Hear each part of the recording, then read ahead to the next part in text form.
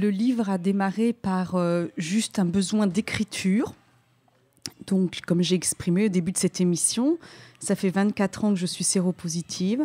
Et il y a moins de 2 ans maintenant, j'ai dû accepter d'être séropositive. Ça m'a mis donc un certain temps.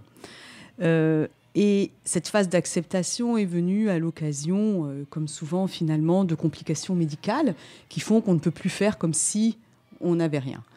Et pour moi, j'ai eu besoin de me réconcilier pour accepter que je devais composer avec ma maladie et ne pas simplement l'ignorer dans mon quotidien, puisque je ne pouvais plus l'ignorer.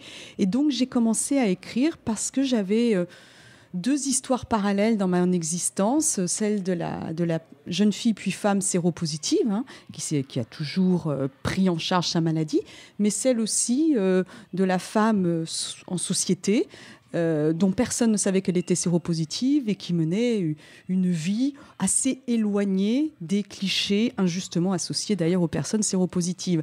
Et donc, à un moment donné, j'ai eu besoin de n'être plus qu'une seule femme et d'assumer le fait d'être Anne Boufergen, 40 ans, 2 enfants, femme professionnelle accomplie et séropositive. Anne Boufergen a trouvé là le titre qu'il fallait donner à son livre.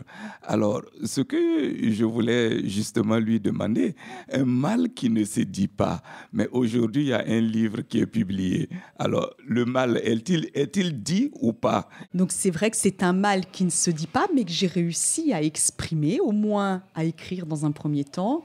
Et puis l'écriture amène souvent à pouvoir libérer la parole verbale. Un message d'espoir, je l'espère, pour tous ceux qui ont une difficulté à la parole et à assumer leur séropositivité, c'est de montrer que parfois ça ne change rien et c'est encourageant.